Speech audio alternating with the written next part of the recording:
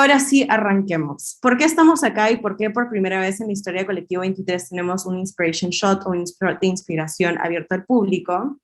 Es por dos razones. Uno, dijimos, ¿por qué no? Nosotros dentro de nuestros cursos tenemos estos espacios donde invitamos a profesionales que han hecho cosas realmente alucinantes en sus empresas y los invitamos o las invitamos para que puedan contar sus casos de éxito. Y es un espacio donde ustedes pueden realmente aprovechar para hacer todas las preguntas posibles para entender cómo las personas logran, ya sean los éxitos o los fracasos o los aprendizajes que van contando. Entonces, eso es uno, nunca lo habíamos hecho antes. Y dos, es que hemos lanzado también por primera vez en la historia de Colectivo 23 una ruta de Growth Marketing que es 100% internacional.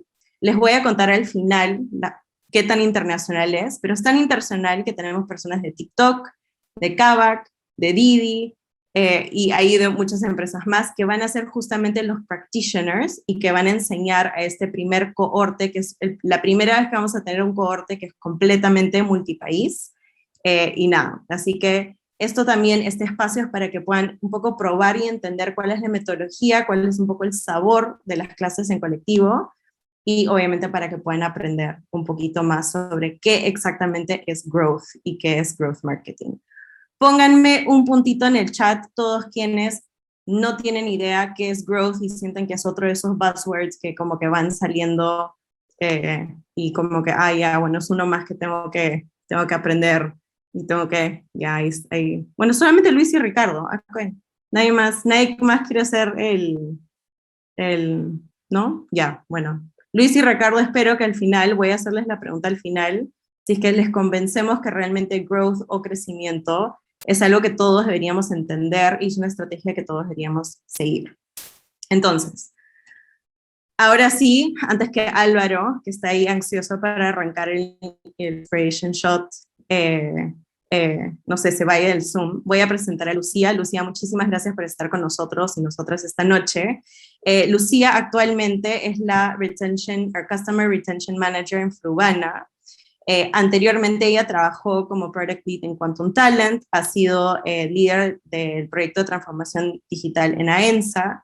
Ella estudió, de hecho, psicología en Columbia University. Ahí pueden al final hacerle preguntas de cómo llega de estudiar psicología, ahora estar trabajando en una de las startups que está más creciendo en Latinoamérica y trabajando en temas de growth, que es muy basado en data y cosas. Pero adicionalmente les quería contar, póngame un puntito en el chat quienes conocen Frubana o quienes no conocen Frubana. ¿Algunos conocen Frubana? Bueno, básicamente Frubana es una empresa y esto me parece alucinante. En la pandemia logró crecer 4x, ¿ya? En la pandemia. Y además, estando en un rubro que fue altamente pegado por la pandemia, ellos en solamente 36 meses de operación de vida llegaron a un ARR, que es un Annual Recurring Revenue de $100 millones. Entonces, les pido por favor que escuchen el caso de Lucía, es muy interesante, hagan todas las preguntas que quieran hacer por el chat, si no las podemos resolver durante la presentación, las vamos a resolver al final, porque realmente ese es un caso muy interesante, muy rico, y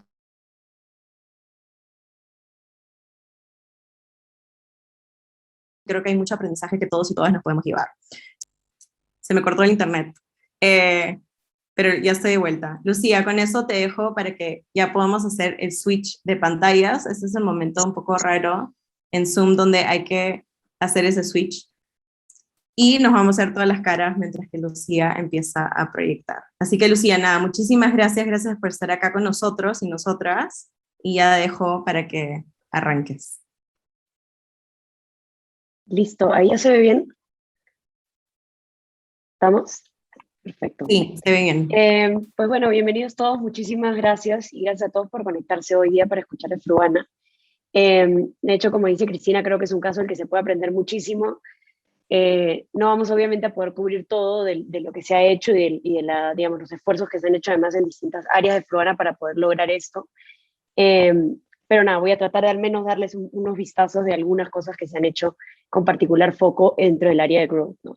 Y de hecho veo a varios de Frubana también conectados, varios que estuvieron, de hecho, desde antes de la pandemia, durante la pandemia, así que a ellos también, qué bueno que puedan, pues tomarnos un momento para también a veces reflexionar lo que han logrado. Creo que Fruana hay una cultura de siempre mirar hacia adelante y no siempre de reflexionar, y es bastante increíble lo que lograron y lo que hemos logrado también desde que me uní.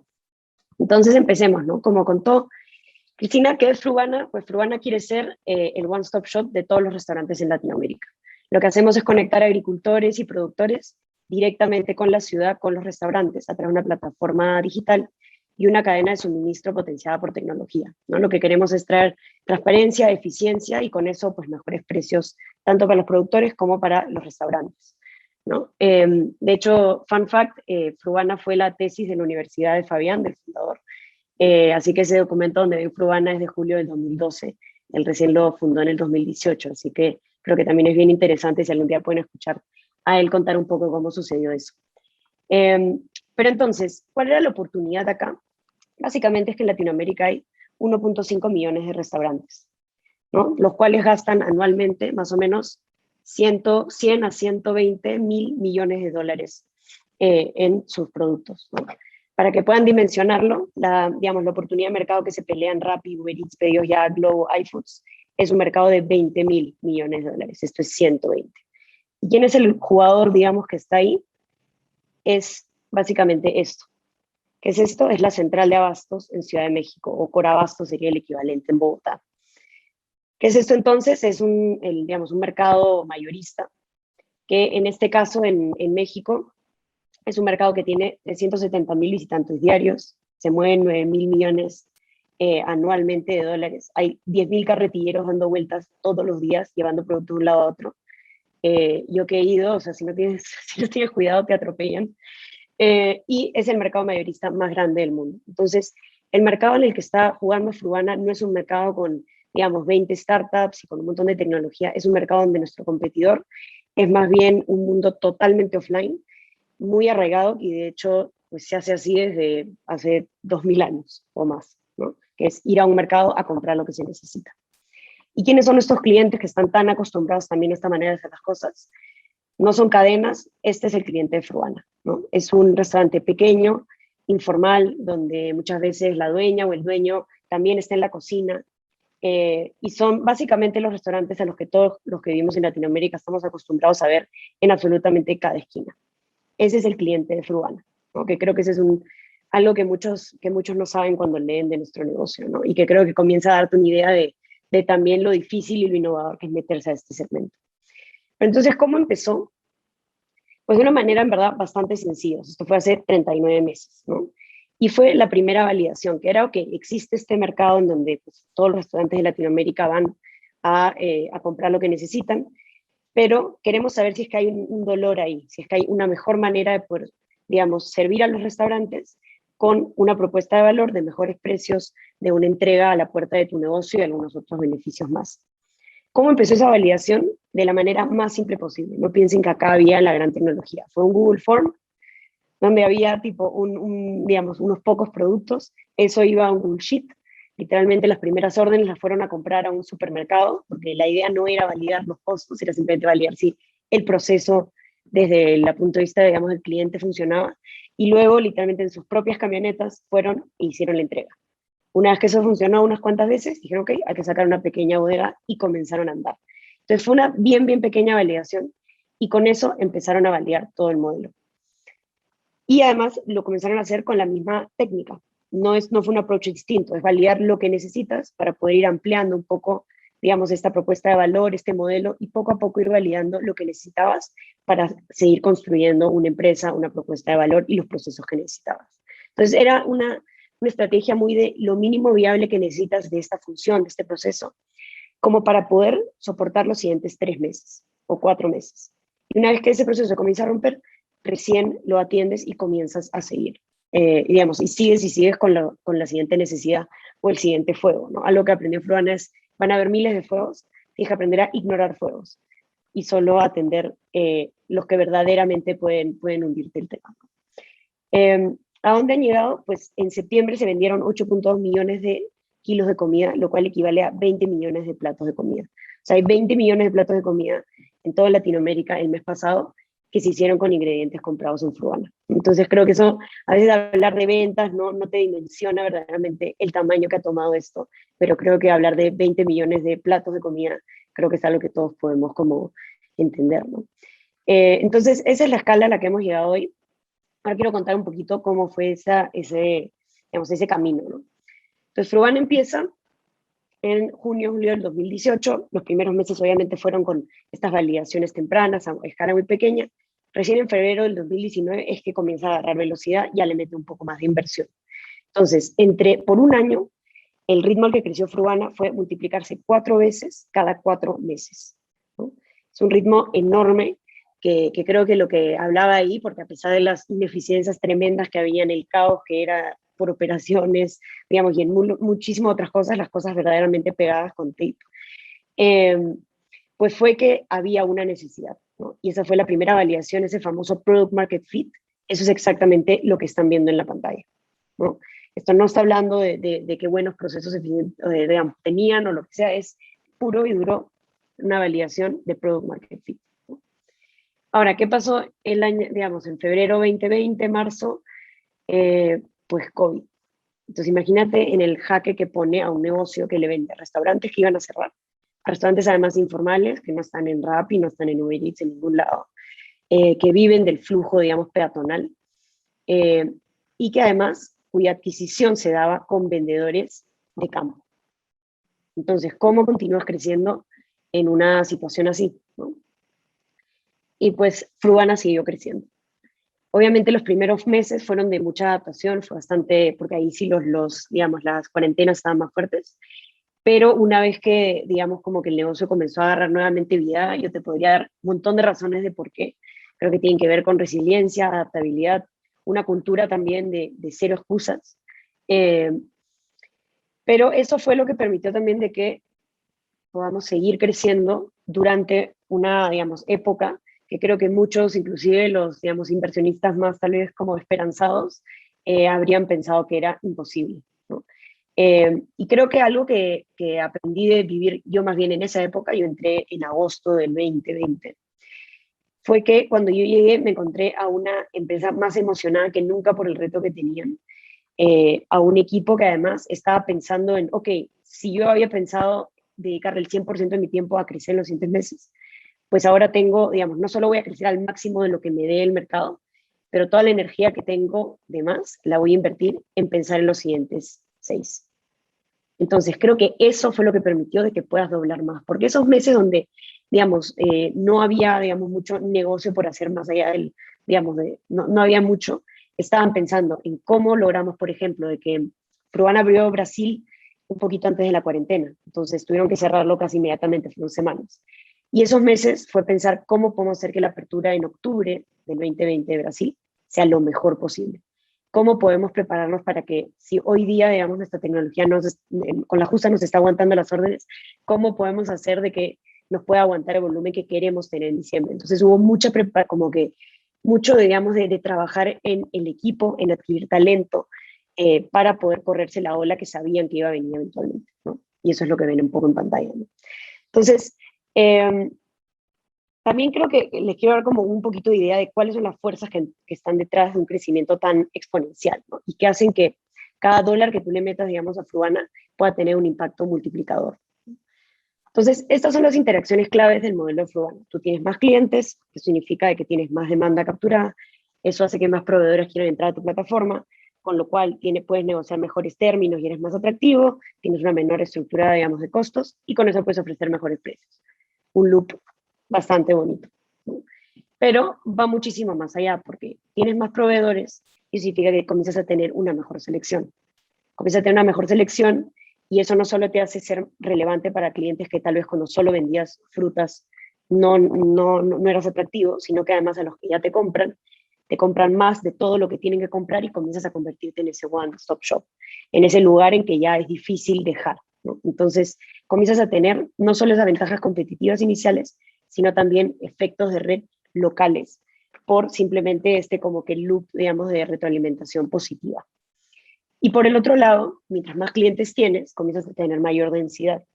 Mayor densidad significa que vas a tener también más eficiencia en todos tus procesos y en mejores márgenes también tus productos, con lo cual comienzas a beneficiarte de las economías de escala.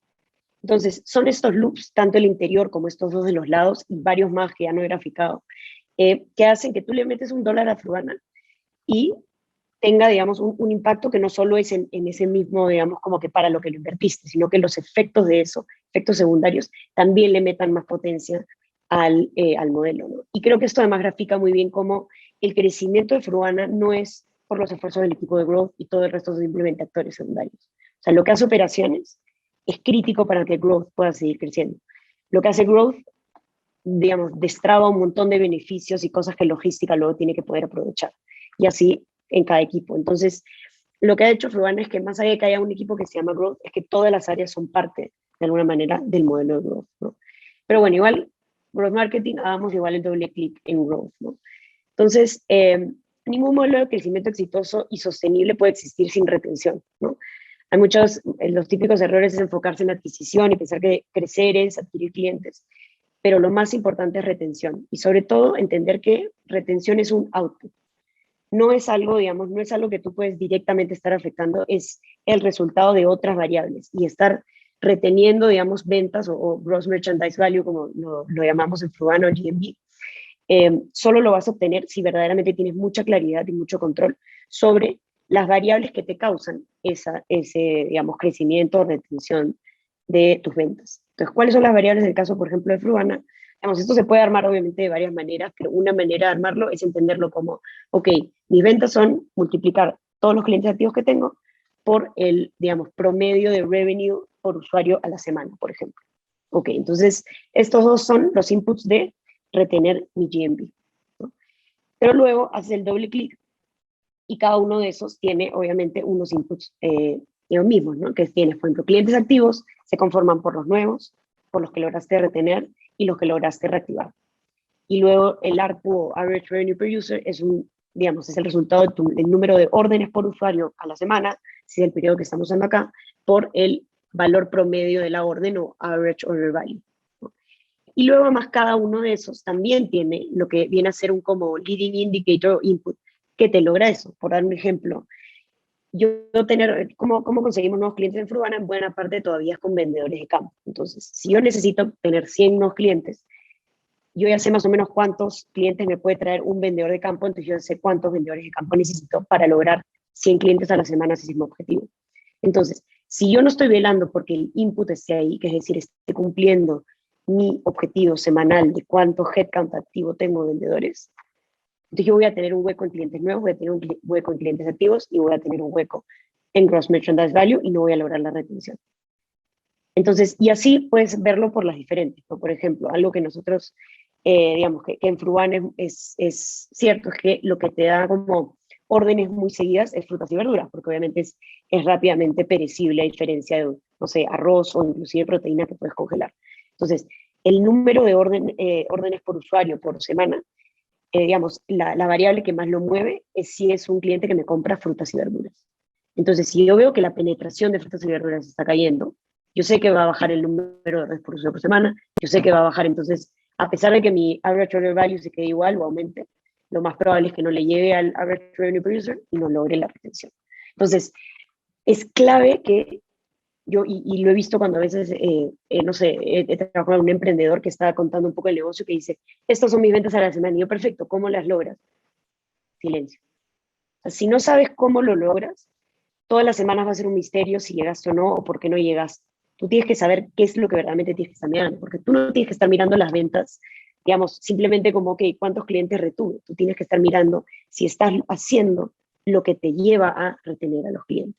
No significa que lo revises una vez al año, pero solo miras ese número, no vas a tener ningún tipo de campo de maniobra, ¿no? Entonces, una vez que identificas tus inputs, lo siguiente es priorizar también los que tienen mayor leverage, porque este arbolito lo podemos desagregar casi que eternamente, ¿no? Entonces, les damos un ejemplo con subcategorías. Entonces, ¿qué son subcategorías? Pues el promedio de categorías distintas que compra un cliente, ¿no? Nosotros tenemos, como dije, frutas, tubérculos, arroz, aceites, leche, huevo, etc.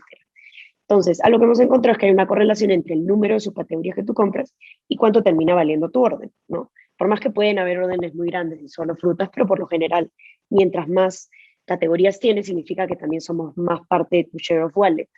Por ende, probablemente capturamos más el valor. Entonces, subcategorías es un input de average order value. Pero también hemos encontrado que subcategorías nos incrementa el número de usuarios activos en la plataforma. ¿Por qué? Porque si yo solo soy tu proveedor de frutas, tal vez solo entras 1 o 2 veces a la semana. Si yo soy tu proveedor de desechables, limpieza, aseo, de proteína, vas a entrar 6 veces a la semana. Y si entras 6 veces a la semana, es más probable que seas un cliente que se va a mantener engaged, que va a generar un hábito y que se va a retener. También si me compras más números de subcategorías, es probable que me ordenes más veces a la semana. Entonces, hay algunas de estos inputs que son inputs de varios. Identificar esos es una mina de oro, ¿no? Y por último es traquear obsesivamente esto. Y eso es algo que yo le digo cuando llegué a Frugana, yo venía de como otro tipo de roles. Y a mí hasta me sorprendió lo obsesivo que era el tracking semanal de si se estaban cumpliendo esas cosas. Yo pensaba como, a ver, me llegas una semana y ya, la siguiente, o sea, como no es el fin del mundo, ¿no? En el gran esquema de las cosas, ¿qué tanto si la semana pasada te faltó un vendedor de campo? ¿No? Pero luego fui encontrando como la magia en eso, ¿no? Y es que el estar obsesivamente traqueando que eso se está cumpliendo hace que nunca puedas hacer que se te haga como una, ¿no? Como una, digamos, un como snowball effect en el que, no sé, el 5% o 1% que estuviste debajo de budget la semana pasada, pues si lo proyectas a futuro, ya estuviste muy lejos de tu meta. Entonces, traquear obsesivamente hace que no te desvíe el camino ni por un porcentaje, ¿no? Y que si te desvíes, se suenen las alarmas, y además como ya sabes tus inputs, entonces ya sabes exactamente dónde, y puedes identificar dónde está la brecha o cuál es el input metric que está underperforming y que te está causando que no estés llegando a tu objetivo, ¿no? Entonces, yo creo que en parte esto, que es finalmente es, digamos, entender que retention es un output, que tienes que estar moviendo tus inputs y generar un proceso que permita que siempre puedas estar mirando, iterando y velando por esos inputs y porque se cumplan los objetivos. Entonces, al final, en la retención es tema de un proceso y es tema de entender que es un output y de tener claros cuáles son tus inputs. Entonces, en parte lo del flywheel, en parte este approach de growth es lo que ha permitido que Frugana pueda crecer como les enseñé. Pero también Frugana ya está comenzando a entrar a una etapa en donde tiene que comenzar a pensar en ser rentable también. No mañana, pero ya tiene que comenzar también a dar señales de que este es un modelo que puede volverse rentable. Entonces, ¿cuáles son maneras de volverse rentable? Pues uno es encontrando nuevas fuentes de ingresos, algunas otras líneas de negocio que tengan, digamos, mejores márgenes. No voy a entrar, digamos, al detalle ahí. Y lo otro, que es, digamos, el principal como frente, es mejorar tus unit economics, ¿no? Entonces, una manera de hacer eso, pues, es mejorando cuánto te compran por cada orden. Porque si tú piensas que, no sé, manteniendo todo el resto constante, los costos de logística, etcétera, etcétera, pero si cada orden es más, pues ya mejoraron mis unit economics. ¿Cómo hizo Frugana eso? Pues inicialmente Frugana vendía solo frutas y verduras. Y se dio cuenta que tenía montada toda una infraestructura que le llegaba a la puerta a todos estos clientes y que de hecho el principal gasto de los clientes era proteína. Entonces, hoy día Frugana vende todo lo que el restaurante puede necesitar. Nos faltaron algunos productos, pero categorías ya vendemos casi todos, ya tenemos bebidas. Entonces, cada vez estamos, digamos, ampliándolo un poco más, pero cubrimos buena parte de sus COGS. Otra manera de mejorar tu unit economics, pues, con temas más relacionados a operaciones. ¿Cómo bajamos el delivery cost? Eso es con la densidad que hablamos o vimos anteriormente. ¿Cómo bajamos el margen, digamos, cómo mejoramos el margen bruto? Pues con volumen. Entonces, esas son maneras también de comenzar a acercarte o de comenzar a trazar un camino hacia la rentabilidad. Y uno tercero es que el sales and marketing spend, ¿no? O sea, lo que nosotros gastamos en campañas, en retención, es, digamos, es un gasto muy grande, obviamente, en Frugana. Y ahí es donde entro yo. Ese es el frente en el que yo como que trabajo, estoy velando y por desarrollar un camino y una estrategia de rentabilizar a través de un mejor manejo de nuestros gastos de sales and marketing, ¿no? ¿Qué es lo que pasaba ahí? Que Frugana tiene un modelo en donde más allá de todas las campañas y Rapicredit, digamos, el equivalente a Rapicredit que tenemos todos, que se llaman Frubonos, que tenemos, hay buena parte de esos costos tienen que ver con nuestra fuerza de ventas. Entonces, nuestra fuerza de ventas es espectacular. O sea, nos ha dado una retención que cuando no la teníamos hubiese sido imposible llegar. Logran que nuestros clientes se enamoren de Frugana, digamos, y tienen como que gran llegada digamos, a ese tipo de cliente. Pero hay un problema, que es que, pues a la larga, si tenemos que tener, no sé, nosotros tenemos un rato, imagínate, 150 clientes asignados a un vendedor, ¿no? Claro, con la escala que tenemos hoy día, sí puede manejar, si queremos atender, como queremos estar atendiendo para el 2024 a 400.000 restaurantes, la cosa se comienza a poner bastante complicada. En términos de costos, por un tema digamos, de rentabilidad futura, pero también por un tema de escala y velocidad, porque eso son un montón de capas de management, es un montón de, digamos, y no es algo que puedes prender y apagar de un día para otro como contratar servidores de Amazon. Tú llegas a una ciudad, quieres arrancar y contratar 100 vendedores buenos que puedan hacer el tipo de venta que nosotros queremos hacer, no es algo que se pueda hacer. Y, por ejemplo, es algo que nos pasó en uno de los últimos lanzamientos. Si tú veías por qué no le estábamos dando a las ventas o al retention, era porque uno de los inputs, que es headcount de la fuerza de ventas, estaba al 70% del presupuesto, ¿no? Entonces, ahí sale el proyecto que nosotros le llamamos internamente, y este es el slide que usé para digamos, presentarlo en febrero, le llamamos graduación. ¿Por qué graduación? Porque teníamos una necesidad muy a corto plazo, y era que teníamos un número de vendedores, un número máximo de clientes que podían atender, y estábamos con una adquisición que ya no lográbamos contratar vendedores para poder seguir asignando en su primera semana a cada cliente nuevo a un vendedor. Entonces teníamos a vendedores con listas de en vez de 100 o 120 clientes, de 180 clientes, lo cual obviamente le pega la retención, le pega el engagement de esos vendedores. Y teníamos a clientes que recién recibían un vendedor, digamos, asignado en la tercera semana de adquisición, pegándole a nuestra retención temprana. Entonces, primer objetivo de este proyecto fue cómo puedo identificar qué clientes tal vez ya no necesitan un vendedor. O sea, el vendedor ha hecho un trabajo espectacular en presentarle la propuesta de valor, en el onboarding, qué clientes tal vez ya podrían pasar a ser self-service, o sea, a atenderse como nos atendemos cualquiera de nosotros con, pues, Rappi o Amazon, ¿no? Entonces, ¿qué fue lo que hicimos ahí? Lo que hicimos fue desarrollar un modelo predictivo de Machine Learning que lo que hace es identificar cuáles son los clientes que tienen mayor probabilidad de ser un buen graduado. ¿Qué le llamamos un buen graduado? Es un cliente que una vez que lo gradúas de la fuerza de ventas, pues sigue comprando en el tiempo. Entonces, ¿cómo lo entrenamos? Fue que nosotros al inicio hicimos unos cuantos experimentos donde soltábamos a 100 clientes, ¿no? Los poníamos, pasábamos a self-service y luego veíamos cuáles terminaban siendo buenos y cuáles malos.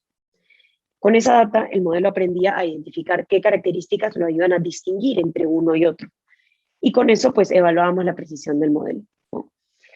Entonces, a este modelo, también para un tema internamente, lo llamamos Walter, en honor a Walter Mercado por las predicciones. Entonces, en 8 meses, ¿qué es lo que ha logrado Walter? Pues Walter ha graduado más de 15.000 clientes en 3 países, reduciendo los costos de retención, reduciendo la necesidad de expandir el headcount y aumentando la retención de los nuevos clientes. Entonces, Walter, digamos, siempre digo Walter MVP, es lo que yo trato de lograr en Fruana, pero Walter la verdad que le da un montón de valor y le va a seguir dando valor a Fruana, ayudándonos a identificar correctamente qué clientes ya están listos para pasar a este nuevo modelo y ser exitosos en este nuevo modelo. Entonces, check por el lado de graduación. Con esto comenzamos a destrabar ese cuello de botella que teníamos digamos, en el espacio que tenía nuestra fuerza de ventas. Pero se comenzaron a acumular los clientes en este modelo self-service, ¿no? Y la nada, un día en mayo me acuerdo que miramos y éramos como el 15% de los compradores de la ciudad. Entonces fue como, wow, esto ya no es un experimento. Si no funcionan los clientes en self-service, me tumbo el crecimiento de la ciudad. Entonces salió la siguiente fase, que era qué elementos son claves para que un modelo self-service pueda ser exitoso y sostenible, porque no era simplemente de que soltábamos y ya, teníamos que entender un poco más qué le estaba pasando a los clientes en este modelo. Entonces, ¿cómo retener a un cliente sin vendedor? Comenzamos a identificar esas brechas o esos problemas. ¿Qué pasaba? Los clientes no se enteraban de las ofertas, o no tenían el hábito de entrar a consultar precios a la app, o perdían el acceso a su cuenta y luego no sabían dónde habían dejado la clave, o no tenían el hábito de contactar al servicio al cliente. ¿Por qué? Porque muchas de estas cosas nuestros vendedores los hacían. Tal vez no era parte de la inscripción de sus tareas, no era parte de sus comisiones, pero finalmente era una interacción cliente-vendedor, suplían un montón de necesidades de las que además Fruana tal vez no tenía total visibilidad de cuánto las suplían. Pero en el momento en que quitabas el vendedor, comenzaban a caerse, digamos, conversiones de campañas de cashback, por ejemplo, ¿no? Que es algo que tú pensarías, ¿por qué? Pero claro, el vendedor suple una necesidad de comunicación, de nudge, empujar al cliente a la campaña. Entonces, había necesidad de comenzar a adecuar el modelo de Fruana, las herramientas de retención de Fruana, a un mundo sin vendedor, ¿no? Desarrollar también algunos nuevos puntos de contacto. Entonces, les voy a dar un ejemplo de algo que hicimos, ¿no? En uno de los primeros experimentos, nosotros veíamos que de los clientes que, digamos, que compraban la semana antes de graduarlos, a la tercera semana, el 63% seguía comprando. Mientras que en el grupo de control, que eran los clientes que cumplían las mismas condiciones, pero habíamos dejado con un vendedor, compraba el 80%. Entonces había una brecha de 16 puntos. Y esto fue cuando ya en visitas a los clientes identificamos de que una de las cosas o brechas era ese tema de comunicación. Los clientes dejaban de enterarse de qué descuentos tenían, qué productos habían. Entonces, pues agarré WhatsApp y comencé a mandar, creé un grupo de WhatsApp con los clientes graduados y les comencé a mandar unos mensajes, ¿no? Entonces, y los mensajes eran literalmente esto, ¿no? Entonces, hoy es lunes marino y les pondría como 3 descuentos grandes, ¿no? En un momento ya llegué al punto donde era como, que no te lo cuenten, jueves de tubérculos. Ahí ya sabes que era momento de como traer un profesional. Pero el hecho es que mandar estos 2 o 3 mensajes a los clientes a la semana nos dio un resultado importantísimo, que es que cortamos a la mitad esa pérdida de retención, ¿no? Entonces, esto fue, digamos, uno de los primeros indicios de que no solo, digamos, teníamos que cubrir un tema, digamos, identificar a los graduados y quién ya podía seguir comprando, pero seguir comprando no podía ser una, digamos, jungla tan difícil de sobrevivir, ¿no? Habría una necesidad de generar mejores hábitos en nuestros clientes, inclusive cuando todavía siguen en la fuerza de ventas, pero también tener mejores canales para nuestros clientes, ¿no? Y en esto también, o sea, Fruana sigue trabajando muchísimo en cómo, o sea, porque no es un tema de hay que copiar lo que hace Rappi, ¿no? Nuestro cliente es distinto, tenemos que encontrar cuál es la mejor manera de comunicarle. Y ahí, pues, todo el equipo de Activation Engagement, Ana, Antonia, Salvador y Antonio, están llevando las comunicaciones y campañas de Fruana a otro nivel. Entonces, ahí ya teníamos, ok, sé cómo identificarlos, estoy trabajando en retenerlos y lograr que sigan creciendo en el tiempo, pero acá nosotros simplemente era un poco como, pues, la graduación orgánica. O sea, era el cliente que llegaba y Walter me decía que sí, yo lo grababa, pero yo no estaba haciendo nada activamente para que más clientes lleguen al punto en el que Walter los elegía. Entonces tocaba trabajar cómo lograr la graduación no bien, o sea, no solo bien, sino consistentemente, que es que siempre tener un flujo, y cada vez un flujo tal vez mayor y más corto en tiempo, de clientes desde el primer pedido hasta la graduación. Y ahí habían dos como que facetas, ¿no? Uno es la parte como offline, porque esta es la fuerza de ventas de campo, que obviamente al ser el principal punto de contacto con cliente, digamos, con Fruana, que el cliente tiene con Fruana al inicio, eran claves que se sumen a este esfuerzo. Y el pipeline online entendido como estrategias de activación y todos los temas de engagement y journeys que podíamos crear ahí.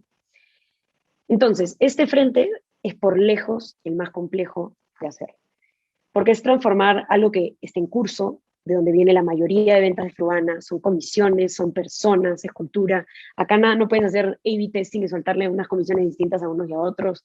No puedes decirle ya, ahora cambiamos totalmente las comisiones porque, o sea, porque esto tiene que ver con su remuneración, porque esto tiene que ver con hábitos, esto tiene que ver también con procesos de entrenamiento que no van de un día a otro.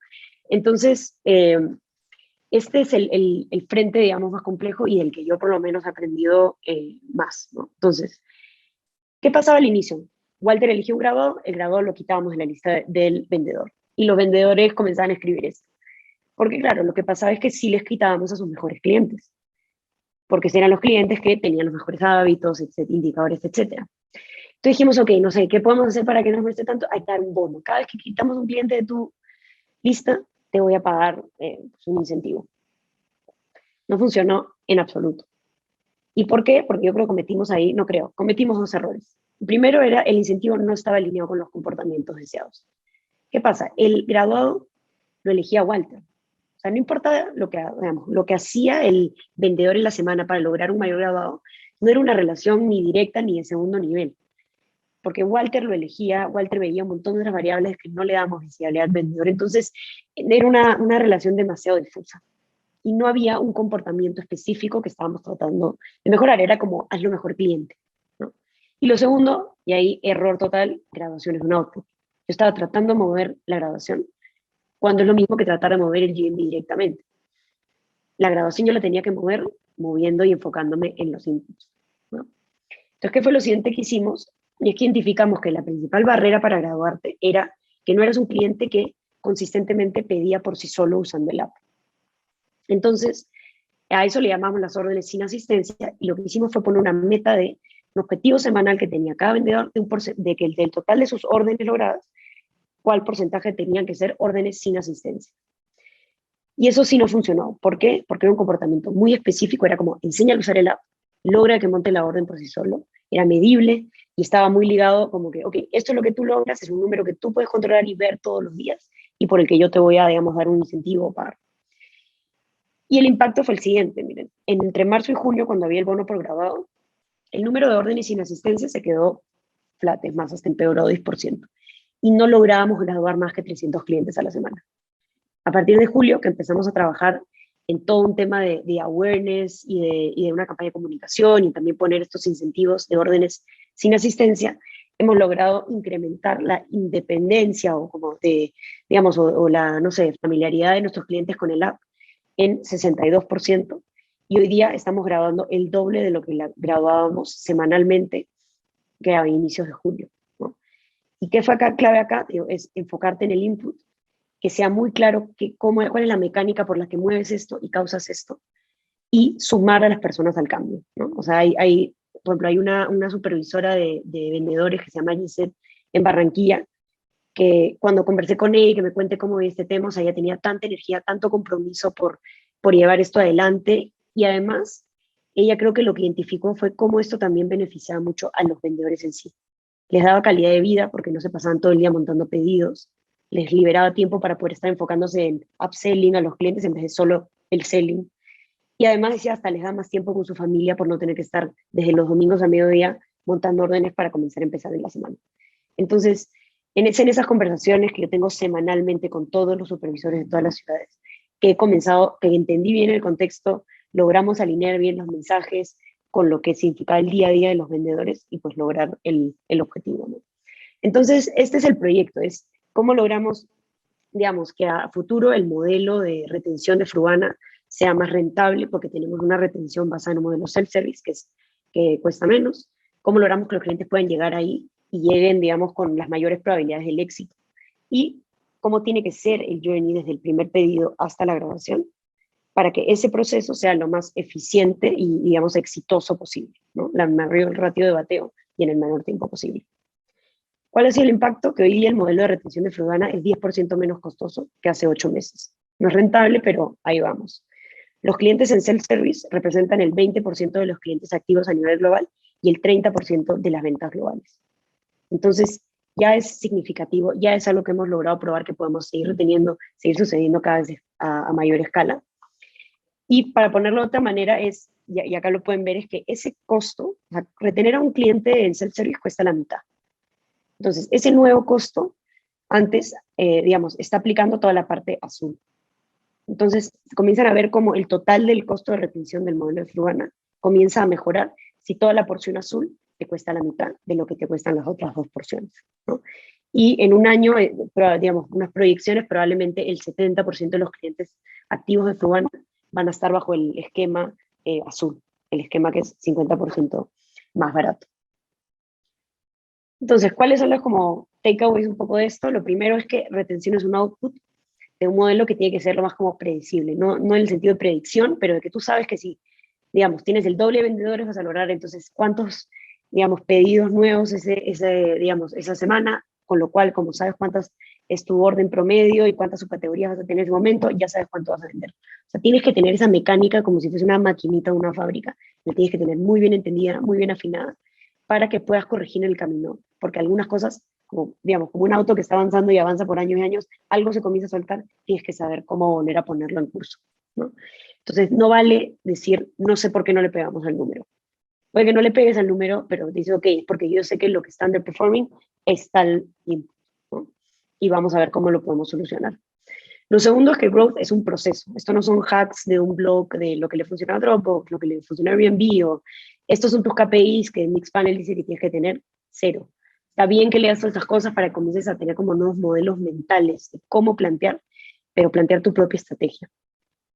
No puedes copiarte el modelo de crecimiento de ningún otro negocio porque no tiene tus clientes, no está yendo por tu oportunidad de negocio necesariamente y no tiene tu ventaja o tu producto. Entonces, tienes que armar tu propio modelo de crecimiento, tu propio proceso y tus propias métricas. O sea, las métricas de Frubana puede que no tengan ningún sentido para otros negocios.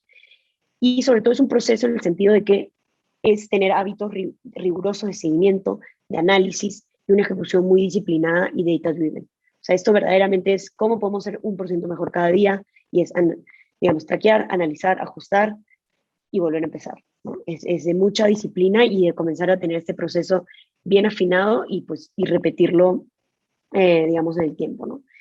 Y lo último es que growth es de todos y de todos los días. O sea, te tienes que obsesionar con tu meta diaria o semanal del input y tienes que hacer que también darte cuenta de cómo toda la organización, como vimos en el Flywheel, participa del crecimiento y cómo también cruzar esas fronteras, ¿no? No solo adueñarte de tal vez el KPI que está 100% asignado a ti.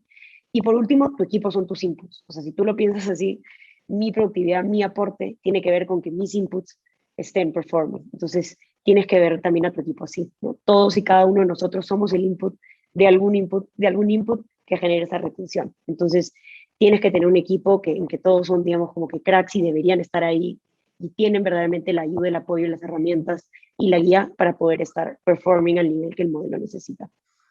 Eso es, muchas gracias. Gracias, Lucía. He tomado varios apuntes porque me has dejado con varias reflexiones, incluso para colectivo. De hecho, no sé si puedes ir a la siguiente. Ahí estamos, creo que ya la pasé.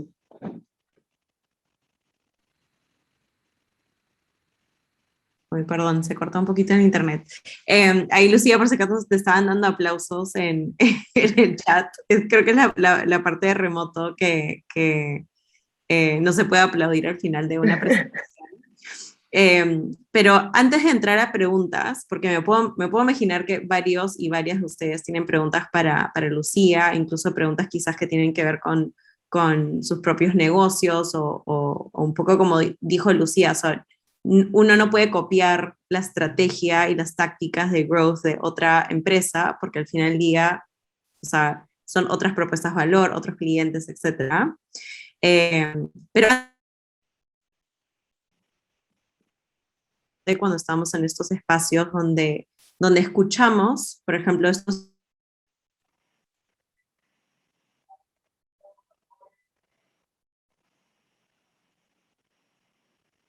Dejé de escuchar a Cristina. ¿Alguien más?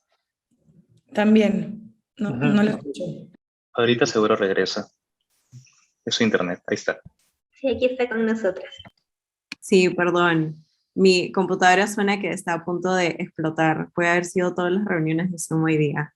Nada, les estaba contando que este es un ritual de reflexión de colectivo, y lo que iba a pedir es que ahorita pongan en el chat. Yo sé que ahorita estamos todos felicitando a Lucía, en verdad ha sido increíble, pero ahora vamos a ponerlos a ustedes a trabajar. Entonces, me gustaría, así como Lucía nos trajo los 3 grandes takeaways o aprendizajes que ella se lleva de este proceso y de su tiempo que ha estado en Frubana, que nos pongan en el chat cuáles son para ustedes los principales aprendizajes que han enseñado, reflexiones, y cómo podría aplicar a sus empresas o proyectos o organizaciones.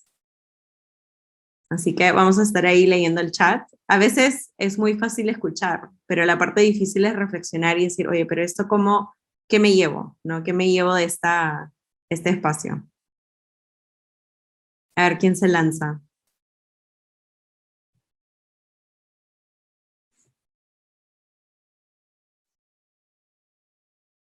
Ahí tenemos la aplicación de tecnologías como Machine Learning. Eso me pareció increíble.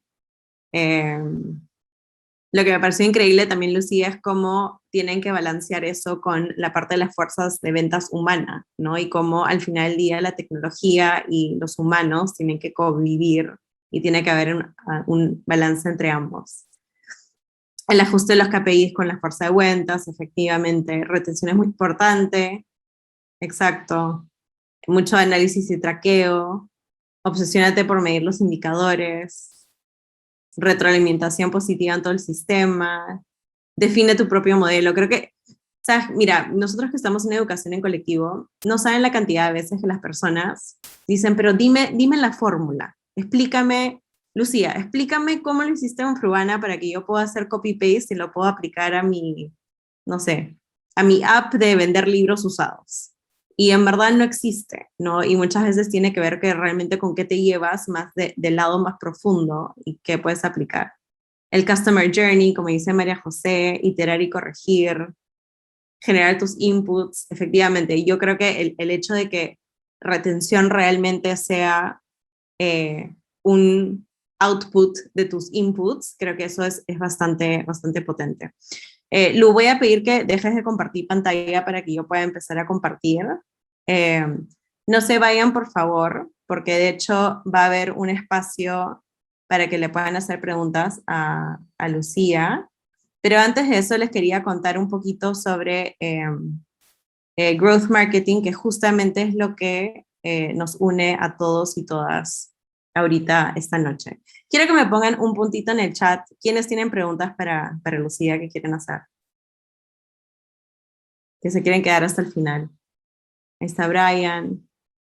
La mejor manera de aprender es preguntar. Bueno, voy más o menos rápido porque ya son las 8 de la noche. Algo que yo aprendí de growth y de growth marketing, y acá Lucía, cuando quieras me puedes complementar, es que growth o crecimiento no es crecer ventas, ¿ya? Y eso es algo que es, o sea, una vez que lo entiendes realmente como que te abra el cerebro de una manera nueva de entender cómo crecer negocios o empresas. Y es justamente lo que dijo Lucía, ¿no? Growth es uno, trabajar todo el funnel. Acá, por ejemplo, tenemos el funnel del AAARRR, que es el famoso funnel que se trabaja en growth, donde uno no solamente trabaja la parte de arriba, que es adquisición, sino también la parte de abajo, que puede ser retención, revenue, referrals o referidos. Porque es importante que tu negocio, tu modelo de negocio puede tocar todos estos puntos del funnel para hacer un negocio sostenible en el tiempo, que justamente es lo que estamos viendo con Frubana, ¿no? Si ellos no trabajan retención, todo ese dinero que están invirtiendo a adquirir los clientes, al final del día es dinero que no es tan eficiente o no genera tan buen retorno si es que al final del día esos clientes se van, ¿no? Entonces, una de las cosas que a mí me encantó, no sé si tenemos marketeros ahorita en el espacio, es que muchas veces cuando hablamos de marketing digital, estamos hablando de la parte de arriba del funnel. Funnel, por si acaso, es este embudo, que es la parte de arriba. Entonces, los marketeros tradicionalmente trabajan esta parte de arriba. Y lo que hace Growth, y lo que enseñamos nosotros en Growth Marketing, es justamente cómo hay que trabajar todo el funnel. Y lo que yo más me llevé es que tienes que poder medir ese funnel o ese embudo de manera, como dijo Lucía, obsesiva.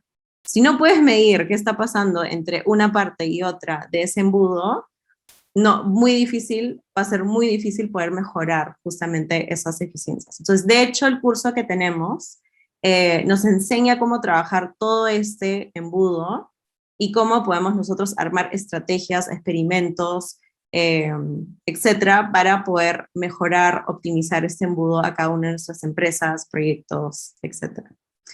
Y les quería contar un poquito más sobre el curso de Growth Marketing. Como han conocido hoy día Lucía, de hecho tenemos más practitioners. En esta ruta en particular, que empieza en unas semanas, tenemos a Sebastián de Rappi, a Rafael de Falabella, tenemos a Patricia de RTM, y luego tenemos también a Tati León, también de Rappi, en verdad Rappi Bank, que es uno de los ventures de Rappi que tiene que ver con ser un fintech, con Luife de Ripley, Álvaro de Cabify. Y algo que es muy interesante de estos cursos, que son 100% en vivo, es que a la vez que estas personas te están enseñando, también te van a estar contando los casos de cada una de sus empresas, y si se dan cuenta son empresas muy distintas, ¿no? No es lo mismo hacer growth en un Frubana, como ha hecho Lucía, que hacer growth en un Ripley, por ejemplo, que es una organización mucho más grande, mucho más corporativa, donde hay distintos procesos. Entonces, es bien interesante ver cómo distintas empresas, incluso industrias, como que enfrentan los retos de cómo crecer sus negocios. Y esto es la parte que a mí más me encanta, que justamente son los shots de inspiración. En esta ruta en particular, vamos a tener 5 shots de inspiración. ¿Qué es un shot de inspiración? Es lo que vieron hoy día. donde una persona que es muy crack, porque Lucía es muy crack, viene y cuenta su historia, ¿no? Y cuenta su historia de guerra y cuenta cómo hizo para hacer crecer el negocio, crecer el área que tuvo a su cargo. Vamos a tener, por ejemplo, a Noel, que fue el encargado de abrir TikTok en Latam y en España, que tiene bastantes historias de guerras ahí para compartir. Tenemos a Fede, por ejemplo, que es el CEO de Kavak. Como todos saben, Kavak ha estado últimamente bastante en las noticias, entonces es un caso bastante interesante también para compartir. Tenemos a Andrea, que es la CEO y founder de Fitco, que es una empresa más pequeña, pero que está creciendo muy rápidamente de justamente fitness tech. A Ricardo de Justo, que también es una empresa que trabaja en abastecimiento de alimentos mexicana, que acaban de abrir además en Brasil, y María Pía, que por ejemplo es la gerente general de Didi, ¿no? Entonces van a poder escuchar los casos de éxito, los casos de crecimiento y también incluso los grandes aprendizajes que cada uno de estos negocios o empresas tuvieron en algún momento. Y lo más importante es que van a poder hacer preguntas, poder interactuar y también networkear. Por si acaso, este curso empieza el 29 de noviembre. Ahí veo, Brian, que ya te inscribiste. Estoy feliz que seas pasajero de la ruta de Growth Marketing. Yo, por si acaso, soy ahorita pasajera y tengo que confesar que ahorita tengo clase. Entonces, cierro esto y tengo que entrar a mi clase porque estoy faltando. Ahí hago unas disculpas públicas a mi grupo, que estoy un poco tarde. Pero esta ruta empieza el 29 de noviembre, dura 4 meses o casi 5 meses, son 80 horas de aprendizaje. Ahí si tienen más preguntas, les vamos a mandar un PDF por correo, van a tener toda la información. Y solamente para no entrar a mucho detalle, las rutas en colectivo, para quienes no conocen, tocan varios temas. O sea, no es que vemos growth marketing como una cosa enorme, sino trabajamos varios módulos específicos donde vamos profundizando ciertas partes de growth. La idea es que durante todo este viaje de aprendizaje, por decirlo de cierta manera, vas adquiriendo ciertas habilidades, vas manejando ciertos casos de negocio con tu grupo, para que cuando termines realmente tengas las habilidades necesarias para poder aplicar esto en su organización, proyecto, etc. Y con eso ya cerramos. Quienes se quieren quedar unos minutos más, Lucía, regálanos unos minutos más para poder hacer algunas preguntas. Vi que Brian tenía ahí preguntas para ti, pero yo me acuerdo que al inicio le hice una pregunta creo que a Luis y Ricardo, si es que les íbamos a convencer de que growth no era un buzzword, sino era algo que efectivamente hay que aprender. No sé si siguen por ahí conectados. Espero que los hayamos convencido que efectivamente crecimiento o growth es una estrategia, es una forma de ver el negocio y como dijo Lucía también, es algo de todos. O sea, por más que la empresa puede tener un área de growth, en verdad, producto, operaciones, hasta administración, todos y todas somos responsables de que el negocio pueda crecer. Ahí está Ricardo, ya, te convencimos. Uno de dos, muy bien. Bueno, no sé si tienen preguntas, pueden ir dejándolos en el chat. Quienes se quieren ir como que yendo, se pueden ir desconectando. Sé que es un jueves en la noche.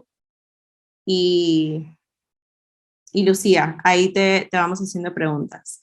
Ya, te hago la primera pregunta. No sé si nos pueden poner en pin, en grande, a mí y a Lucía, equipo colectivo. La primera pregunta es, ¿qué recomendarías para empezar a aplicar prácticas de growth en una empresa que es muy burocrática, como por ejemplo un colegio, especialmente si no invierten en herramientas digitales? Un colegio, pero ahí el growth, ¿cuál sería? ¿Quieren incrementar el número de alumnos por promoción o están pensando en abrir más colegios? O sea, creo que como difícil responderlo porque en el caso de colegios es un modelo de negocio tan distinto a, digamos, no solo es distinto e-commerce, es totalmente distinto a creo que muchos de los modelos en donde normalmente se aplica un modelo de growth porque ahí tú quieres aumentar los matriculados, entonces, de un mismo colegio. O sea, igual tienes una capacidad limitada de personas que puedes matricular digamos, a un año, ¿no? O sea, yo creo que ahí es empezar, y esto en verdad lo saco más de mi experiencia de trabajo en AENSA, que AENSA es una empresa, digamos, de ingeniería de construcción muy tradicional, y, o sea, es el último sitio donde tú esperarías que exista la más mínima, tipo, como procesos ágiles o post-its, si quieres entenderlo como los artefactos. Entonces, pero ¿cuál es la manera de iniciarlo? Pues encuentra un pequeño grupo, un pequeño como problema de negocio en el que puedas demostrar el valor de hacer las cosas distintos o de tener un abordaje al problema o un proceso distinto. Y una vez que tengas resultados, pues intenta conseguir un poquito más de apoyo por ese tipo de metodología de trabajo. Pero no trates de, ok, es como matrícula, ¿no? Ok, trata de tal vez, ok, matrícula, ¿cuál es la manera de lograr más matrícula? Si es normalmente, no sé, el número de padres interesados de, no sé, un mes antes. Entonces, ok, ¿cómo logras de que tal vez para ese evento o ese input puedas estar afectándolo a través de un proceso distinto? Y empezaría así, ¿no? Como muy chiquito. Eh, Me voy con Diego Ruiz. Antes de implementar herramientas digitales en un colegio. Ah, esto le está repartiendo el otro. Ok. Ahí, Lucía, creo que Diego aportando. la pregunta que hiciste inicial, que es ¿por qué quieres hacer growth o para qué? Es, a veces las personas, y esto nos ha pasado en colectivo, pues, no nos damos cuenta que no empezamos, ¿por qué queremos crecer? ¿No? ¿Y para qué? Y hay que arrancar con cuál es esa estrategia de crecimiento. Por ejemplo, un colegio puede ser, en verdad, que la estrategia de crecimiento tenga que ver con aumentar cantidad de colegios, ¿no? Y espacios físicos. Entonces, antes de querer como que aplicar cualquier tipo de framework al negocio que tenemos, es, oye, ¿cuál es la estrategia de crecimiento de mi empresa? ¿No? ¿Qué es lo que quiere lograr estratégicamente? Y ahí ver, ok, ¿cómo aplicamos crecimiento, estas tácticas de crecimiento para lograr eso? Ahí también creo que hace unos 20 minutos Jorge dejó una pregunta que era, Sí.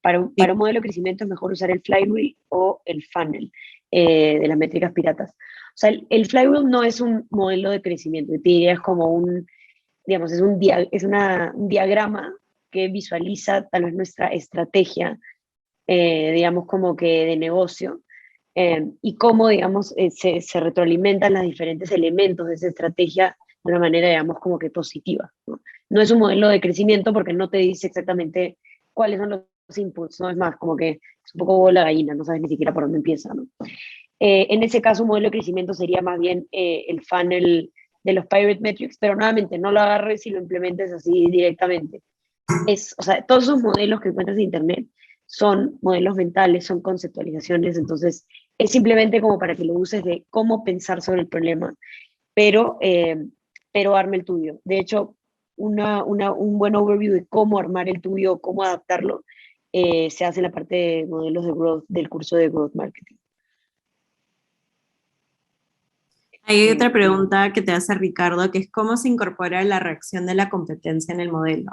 ¿Has tenido eso en Frubana, por ejemplo, que competidores eh, han duplicado o han replicado esfuerzos de ustedes o campañas o iniciativas?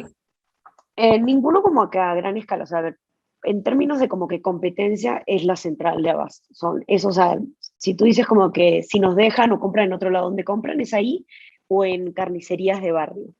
O en algo que en Colombia sobre todo existe que se llaman los frubers, que son como una especie de mercados grandes, o sea, no, más bien, no es como un mercado gigante, pero es como una especie de supermercado solo de frutas y verduras, ¿no? Como jugadores más organizados, eh, no es que hay como una competencia grande, en Brasil están comenzando a entrar. Más bien es un poco el riesgo de la competencia de jugadores que también ya tienen estos canales de ventas muy establecidos, como puede ser digamos, un Coca-Cola, PepsiCo, ¿no? Y ese tipo de empresas, ¿no? Que ya le venden a un montón de mis clientes, ya tienen esos canales, digamos, de distribución y ventas como finísimos. Pero es que tanto se van a querer meter a competirnos en lo que sí es más como que nuestro terreno, que es, digamos, como que frutas y verduras y en el tema también de como que proteínas y proteínas sobre todo, ¿no? Entonces, pues eso, no es que está mapeado en nuestra como estrategia, digamos, como una bolita que diga tipo competidor, pero si te das cuenta, ahí sale cómo es que vamos generando estas como barreras de entrada o ventajas competitivas, precio, selección, pues experiencia de cliente entendido como una logística buena y la densidad. Entonces, comienzas ahí es donde está, digamos, considerada la competencia en ese flywheel. Hay una pregunta de Mili que pregunta cómo formar desde cero una fuerza de venta excelente y comprometida y que sean tus ojos para capturar datos. No creo que soy la mejor persona para responder eso, yo nunca lo he hecho. Ahí de hecho creo que sería bueno no sé si sigue conectado, pero sería interesante que lo puedan hablar. Habían un par de personas que sí han hecho eso en Fruana. Eh, pero sí, no me siento en absoluto en una posición para responder eso. Jamás lo he hecho. Eh, Cuando empezaste en Frubana, ¿cuáles eran los indicadores que más revisabas? ok, yo cuando entré, eh, ¿qué cosas es lo primero que comienzas a entender? Pues primero es como entender la básica de Fruana, que es, ok, Fruana habla de GMV, habla de clientes, habla de ARPU y AOV, entonces comienzas a entender que, digamos, yo siempre lo digo, es como que cuando abres un juego de mesa, como que cuáles son las piecitas que salen, eso es lo primero que tienes que entender, es como que cuáles son las piezas con las que jugamos, ¿no? Pero cuál es como el indicador en el que yo primero me concentré era la retención de la semana 1. O sea, yo adquiría un cliente semana 0 y cuál era la retención en la semana 1, ¿no? Por lo general, en la mayoría de negocios, ahí en ese primer mes en donde hay la mayor caída en la curva de retención, Frugana tenía en particular una caída grande en la semana 1, entonces ese fue como que el primer indicador en el que, digamos, a través de ese indicador comencé a tener profundidad en la organización, porque era, ¿por qué no los retenemos? Comencé a entender un poco cómo los atendíamos de la fuerza de ventas, qué tal los estamos atendiendo desde el punto de vista de operaciones y experiencia del cliente, qué tanto estaban o no estaban logrando usar el app y ese tipo de cosas, ¿no? Hay una Y en cuanto a la pregunta. experiencia del cliente, sí, ahí nomás con eso, de hecho yo creo que Frubana como eh, se demora un poco en capturar mejor el tema de experiencia del cliente. O sea, tenemos todos los indicadores operativos, pero creo que uno de los grandes wins, digamos, de los últimos 12 meses ha sido traer el NPS a la mesa y que la voz del consumidor esté muchísimo más presente en las conversaciones y de hecho uno de los, o sea, en el C-Suite de Frubana, uno de esos roles es Head of Customer Experience, ¿no? A ver, ¿cómo lograron que un cliente acostumbrado a un mercado tradicional cambie su forma de trabajo 100% digital?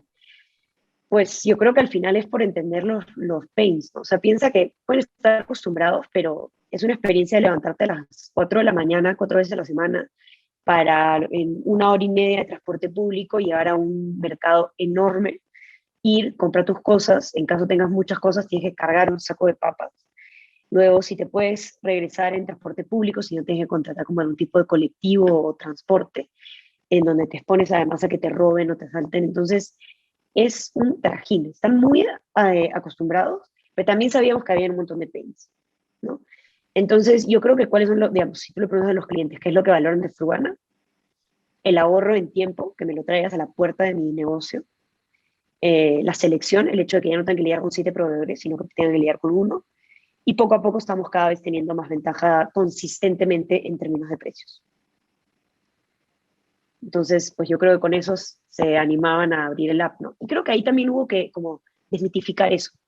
Cuando empezamos el tema de las órdenes no asistidas era como, no, mi cliente es muy viejo, o tiene un celular muy viejo, o es viejo con celular viejo. Y al final, mira, pueden mandar WhatsApps y creo que hemos demostrado de que los clientes que verdaderamente no pueden son absolutamente la minoría. Y luego, ¿cuáles serían 3 características claves en el mindset de todo aquel que quiere trabajar en una startup? Primero, creo que depende de la startup. Tienen culturas súper distintas. Entonces, creo que los mindsets son distintos, sea en términos de, digamos, por cultura o por negocio o por los dos. Pero algo que sí creo que es en común de startups, sobre todo las que no tal vez están ya, digamos, si queremos seguir llamando a Uber una startup, ya, pero quitando esas, yo creo que lo primero es como adaptabilidad. ¿Por qué? Porque esto es, digamos, yo también algo que aprendí cuando entré a Frubana es tratar de solucionar algo de una manera como demasiado elegante no tiene sentido. Porque las premisas, digamos, sobre las cuales tú diseñaste esa solución, en 3 meses ya no van a ser verdad. O sea, la escala va a ser 4 veces más grande la empresa. Entonces ya son tantos clientes que ya no tiene sentido la solución que hiciste. Entonces es adaptarte muchísimo más al momento de la empresa y no estar pensando como que en soluciones muy elegantes o que demoren mucho tiempo, porque no porque tal vez la startup no puede esperar a que esté lista la solución, es porque ya no va a importar cuando esté lista la solución. Ya va a ser irrelevante. Entonces creo que uno es eso. Eh, yo creo que dos también es como pues resiliencia y apertura al cambio. Eso sí creo que es algo que tienen muy en común todas las startups. Y lo tercero que recomendaría es que te emocione la idea de tener como la camiseta muy puesta y ser parte de algo y ser un equipo. no tiene nada de malo, pero hay personas que les gusta que su trabajo sea simplemente su trabajo y ya. Y yo creo que si la vas a pasar bien en un startup y si un startup va a valorar que estés ahí es porque te mueres de ganas de formar parte de un equipo, de tener esa sensación de estar construyendo algo y tener esas ganas, ¿no? Como que ese owner mentality y esas ganas de ser parte de algo. Eh, ¿Cómo han visto las diferentes realidades en los países en los que están? ¿Han tenido que adaptar procesos? ¿Cómo ven esto de cara a su expansión a toda América Latina? Eh, sí, a ver, por darte un ejemplo, una diferencia, Brasil es un país bastante más digitalizado.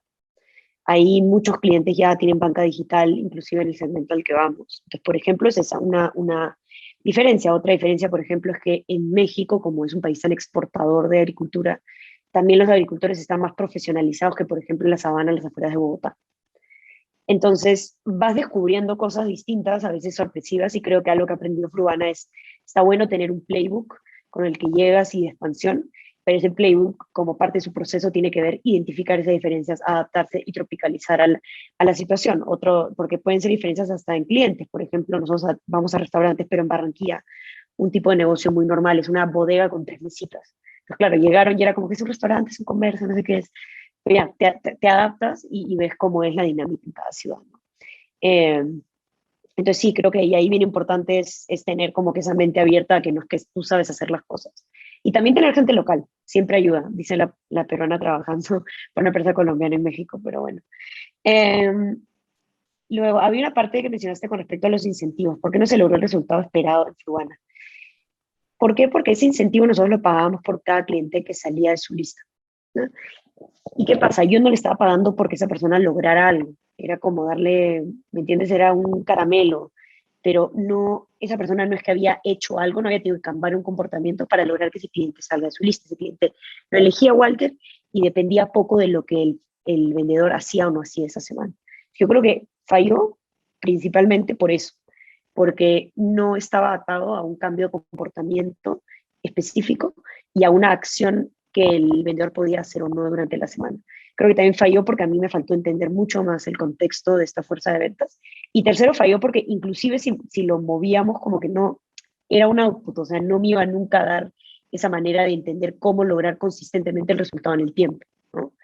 Es como que hacer algo con los ojos cerrados, pero nunca sabes como que cómo lo lograste, ¿no? Eh, Vengan pronto a Perú. Tienes Sí, clientes acá. Lima está potencialmente en la ola del 2023, creo, no sé. Porque Ojalá. Fruana tiene mayor ventaja cuando hay un montón de ciudades grandes cerca y sabemos que en Lima Ahorita no, están en en Colombia, Perú, México y Brasil, ¿no es cierto? así es. Está Sí, y la bien. expansión se va a enfocar principalmente en México y en Brasil, por lo cierto. Igual tenemos trabajadores tipo equipo remoto, de hecho hay 2 personas trabajando desde Perú, yo empecé trabajando desde Perú, pero sí, es que también hay personas como mexicanas conectadas, necesitamos un montón de equipo y talento, sobre todo en Monterrey, en Puebla, en Guadalajara, en Ciudad de México, así que por favor déjenos ahí sus datos, porque la verdad que tenemos como 90 roles abiertos a nivel regional. Wow, wow. Ya. Bueno, vamos cerrando, porque ya son las 8:24 y me están escribiendo internamente. Me están escribiendo internamente. Creo que, uy, perdón. No estoy compartiendo pantalla, ¿no? No, Perdón. creo que no. Me quedé tan fijada en la conversación.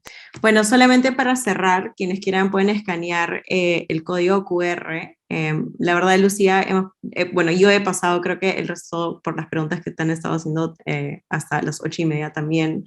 Hemos pasado una muy buena noche, hemos aprendido un montón, creo que hay un montón de preguntas. Pueden agregar, obviamente, a Lucía a LinkedIn, ahí la pueden estar siguiendo. Y nada, muchísimas gracias, creo que ha sido un placer aprender un poco más de Fruana. Es la segunda vez, de hecho, que yo escucho este Inspiration Shot, y creo que cada vez que lo he escuchado me llevo más aprendizajes y más cosas para llevarme, así que muchísimas gracias.